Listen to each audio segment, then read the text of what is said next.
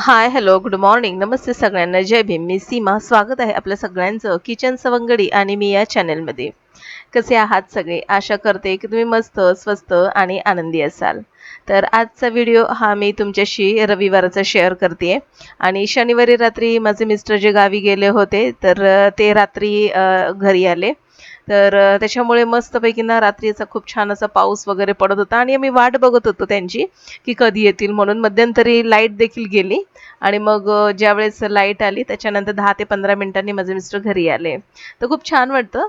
म्हणजे जवळपास बऱ्याच दिवसांनी आता ते गावावरून घरी आले होते. तर आता हे दुसऱ्या दिवशीचं मी तुमच्याशी शेअर करते. तर रविवारचा दिवस आहे सकाळचा आणि बाहेर मस्तपैकी असा पाऊस पडून झाला होता. तर साधारणपणे सकाळचे ना 8:30 पावणे 9 झालेत.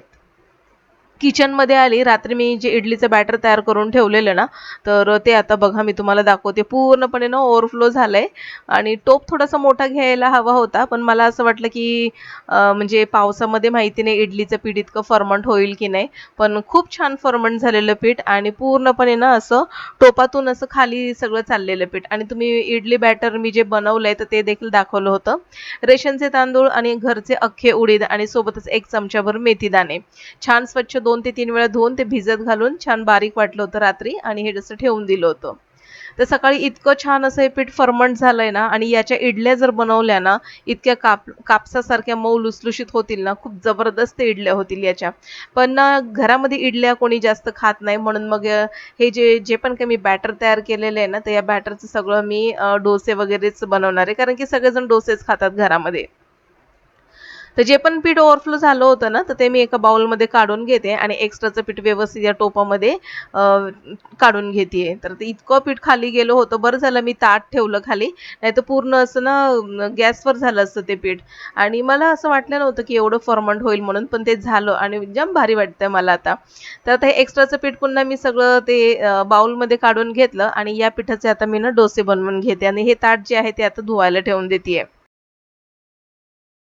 आता रविवारचा दिवस जरी सगळ्यांना सुट्ट्या असल्या तरी पण आपण गृहिणी म्हणून आपल्याला त्या दिवशी अजिबातच सुट्टी नसते. उलट त्या दिवशी जास्तीचं काम असतं आपल्याला, नाही का?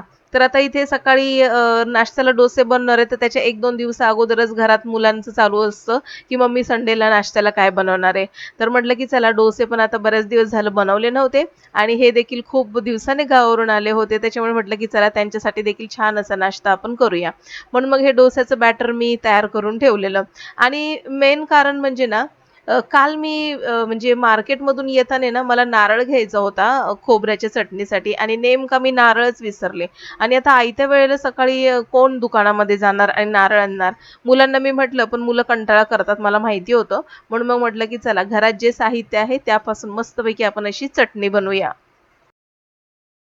तर चटणीसाठी ना माझ्याकडे थोडे खारे शेंगदाणे आणि चणे होते भाजलेले, तर ते घेतलेले आहेत. साधारणपणे दोन्ही अर्धे-अर्धे घेतलेले आहेत क्वांटिटीमध्ये आणि थोडासा सुक्या खोबऱ्याचा तुकडा घेतलेला आहे आणि त्याच्यामध्ये आलं, लसूण आणि हिरवी मिरची आणि कोथिंबीर आणि असा कढीपत्ता घातलेला आहे.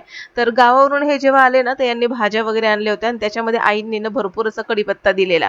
तर म्हटलं असाही कढीपत्ता आपल्या पोटामध्ये जात नाही आणि कढीपत्ता केसांसाठी खूप चांगला असतो. आणि फोडणीमध्ये जर कढीपत्ता घातला ना, तर मुलं ना साईडला काढून ठेवतात. म्हणून मी काय केलं या चटणीमध्येच थोडंसं मीठ आणि पाणी घालून मस्तपैकी बारीक ही चटणी केली. आणि ना आणखीन एक महत्त्वाची गोष्ट मी जेव्हा पण चटणी करते ना, तर चटणीला मी जास्त फोडणी वगैरे देत नाही. बिना फोडणीचीच चटणी मी करते आणि बिना फोडणीची चटणी म्हणजे मुलं आवडीने खातात आणि मला देखील आवडते. तर आता ह्याचं एक कारण म्हणजे ना, म्हणजे तेल देखील लागत नाही चटणीला आणि दुसरी गोष्ट शरीरामध्ये देखील जास्त तेल जात नाही. जे काही खोबऱ्याची चटणी असेल ते आपलं पौष्टिक अशी चटणी पोटामध्ये जाते. तर आज चटणीमध्ये शेंगदाणे, चणे हे सगळं घातल्यामुळे मस्तपैकी प्रोटीनयुक्त चटणी अशी आज बनलेली आहे. तर इथे जे बॅटर घातलेलं ना बाउलमध्ये काढून घेतलेलं, तर त्याच्यामध्ये मीठ घालून छान असे डोसे करून घेते आणि आता हे गरमागरम डोसे आता नाश्त्याला तयार करते. तर या नाश्त्यासोबत मी देखील बसणार आहे नाश्त्याला. तर आता हा नाश्ता चाललेला आहे मुलांसाठी आणि यांच्यासाठी बनवायचं चाललेलं आहे. हा व्हिडिओ थोडासा तुमच्यापर्यंत उशिराने येईल. साधारणपणे 2 ते 3 दिवस लागतील कदाचित. पण रविवारचा व्हिडिओ नक्की मी तुमच्याशी शेअर करते. आता रविवारचा दिवस ना, आज मला भरपूर कामं आहेत. कारण की जी पेंडिंग कामं आपण जे म्हणतो ना, की नंतर करेल, सुट्टीच्या दिवशी करेल. तर म्हटलं की ती आज करूया. तर आज म्हणजे कामं जर करायचं झालं, तर आज बघेल. कारण की हे देखील आले होते गावावरून आणि यांनी ना म्हणजे जे काही त्यांचे कपडे असतील प्रवासातले तर ते देखील धुवायचे होते आणि शिवाय आज हे आलेत म्हटल्यानंतर साठी काहीतरी असं नॉनव्हेज वगैरे देखील बनवणार होते. तर काल जे हे तूप काढून ठेवलेलं ना मी कडवून ठेवलेलं तर ते तसंच पॅनमध्ये होतं. मी काही डब्यामध्ये काढून घेतलं नाही. तर म्हटलं की चला आता वेळ आहे तर पटकन हे ओतून घेते. नाहीतर पुन्हा ते भांडं इथे तिथे पडत राहतं किचनच्या ओट्यावरती आणि त्या भांड्याचा आणखीन पसारा पसारा दिसत राहतो. तर आता ही बेरी जी आहे ना, तर ही बेरी तळालाच बसलेली आहे आणि नॉनस्टिक भांड्याचं एक तूप कढवण्याचं कारण म्हणजे ना, तर नॉनस्टिक भांड्याला अशी बेरी जास्त काही चिकटत नाही आणि जास्त घासायचं कष्ट आपल्याला पडत नाही. तूप वगैरे काढून घेतलं, सगळं आवरत होते, नाश्ता वगैरे दिला सगळ्यांना. तोपर्यंत बेल वाजली आणि दारामध्ये कचऱ्यावाला होता. तर म्हटलं की चला पहिला कचरा वगैरे देऊन टाकते, म्हणजे हे देखील काम हलकं होईल. आणि घरातील एकदा कचरा बाहेर पडला ना, तर आणखीन म्हणजे घर थोडंसं बरं वाटतं, म्हणजे मनाला छान वाटतं. की चला आता कचरा घरातून निघून गेलेला आहे घरामध्ये आणि सिंकच्या इकडे खाली बेसिनच्या खाली जे काही कचऱ्याचं जे काही असतं तर ते कमी झालेलं आहे असं.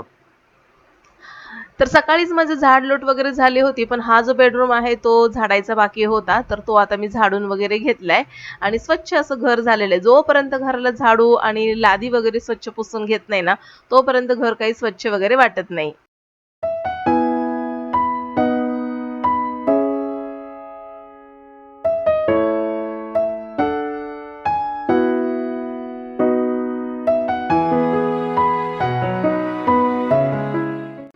हे रात्री जेव्हा आले होते गाऊन त्याच वेळेस मी त्यांचे जे काही कपडे आहेत ते मशीनमध्ये रात्रीच टाकून दिलेले कारण की सकाळी पाणी आल्याबरोबर ना मशीन लावली की पटापट एका साईडला कपडे होत राहतात. आज जरा जास्तीचेच कपडे होते आणि जे काही बेडशीट आणि जे काही टॉवेल वगैरे शॉल वगैरे होती तर ती मी आधी धुवून घेतली आणि म्हटलं की आता थोडंसं ऊन पडलंय तर पटकन उन्हाला टाकते नाहीतर मग ना ढगाळ वातावरण झालं की कपडे काही सुकत नाहीत. म्हणून असं पटापट कपडे हे आता सुकवून घेतलेले आहेत आणि बाकीचे जे कपडे राहिले होते ते देखील पटकन आता सुकत घालते. नाहीतर मग असंच राहिलं ना की मग ते माझ्या लक्षातून निघून जातं म्हणून मग हातासरशी लगेचच हे देखील काम करून घेतेय. सगळ्यांचा नाश्ता वगैरे झालेला आहे आणि तुम्ही म्हणजे तुम्हाला असं वाटत असेल की कॅमेऱ्यामध्ये फक्त मी आणि माझी कामच दिसतात. पण खरं सांगू का कॅमेऱ्यामध्ये ना शक्यतो लहान मुलांना दाखवू नये असं YouTubeची पॉलिसी आहे आणि म्हणून ना शक्यतो फारच क्वचित मी निलयला वगैरे कधीतरी दाखवते. माझ्या मोठ्या मुलाला कधीतरी दाखवते.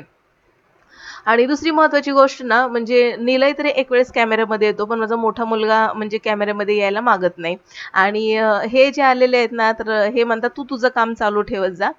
तुझं तुझं जे काय असेल ते कर. आम्हाला काही जास्त कॅमेऱ्यामध्ये तू घेऊ नको. तरी देखील ना मी अधेमध्ये असे कॅमेऱ्यामध्ये त्यांना घेत असते. तर असं माहिती नाही म्हणजे एखाद्याच्या मनाविरुद्ध देखील वागू नये नाही का असं मला वाटतं. तर हे ना बाहेर गेले होते आणि यांनी येताना आज फिश आणली होती आणि मटण देखील आणलं होतं. तर म्हटलं आता एकाच दिवशी इतकं सगळं नॉनव्हेज कसं काय बनवणार आणि कसं काय इतकं संपणार नाही का. मग यांना मी म्हटलं की आता फक्त दुपारी मी मटण बनवते कारण की मटण वगैरे ते दुपारीच खावं. रात्रीचं खूप जड होतं ते पचायला आणि जी काही फिश आणली होती त्यांनी बोंबील आणि कोळंबी तर त्याला मी थोडंसं हळद तिखट मीठ लावून ठेवलंय स्वच्छ धुवून आणि हे बघा हे कुकरमध्ये ना हे मटण वगैरे तयार झालेलं. तर स्वयंपाकाचा व्हिडिओ मी आता काही तुम्हाला तुमच्याशी शेअर केले नाही दुपारच्या स्वयंपाकाचा.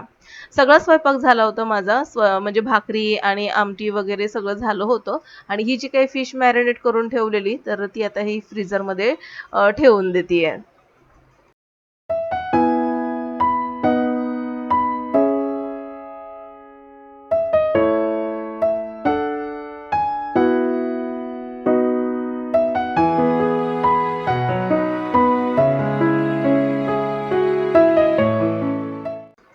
आज सगळी कामं उरकता-उरकता मला भरपूर उशीर झाला कारण की हे आल्यामुळे भरपूर साऱ्या गप्पा, गोष्टी इकडे-तिकडे जाणं वगैरे झालं आणि घरातलं सगळंच कामं करायचं म्हटल्यानंतर थोडाफार उशीर होणारच आणि आजच्या कामामध्ये देखील कुठलाच शॉर्टकट नव्हता.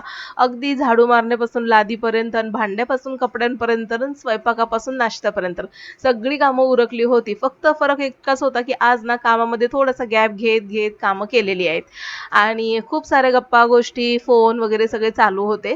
तर एका साईडला मी ना रवा लावून अशी मस्तपैकी बोंबील शॅलो फ्राय करून घेते. डीप फ्राय मी कधीच बोंबील करत नाही. कारण की मग मला असं वाटतं की त्यामध्ये जास्त तेल खेचलं जातं आणि शॅलो फ्राय बोंबील केल्यामुळे ना मस्त कुरकुरीत असे रवामधले बोंबील तयार होतात. एका साईडला कोळंबी छान अशी बनवून घेतली कारण की दुपारची देखील थोडीशी आमटी होती आणि रवा बोंबील फ्राय एका साईडला करून घेतलेले. आता इकडे स्वयंपाक होतोय तोपर्यंत घामाच्या धारा लागल्या होत्या. म्हटलं की थोडंसं हॉलमध्ये जाऊन बसते आणि पाऊस इतका इतका धो बाहेर पडतोय ना, तर हे बघा हॉलमध्ये आले मी आणि इतका बाहेर धो पाऊस पडतोय. बाहेरचं काही ऐकायला येत नाही. रस्ते सुद्धा दिसत नाहीत.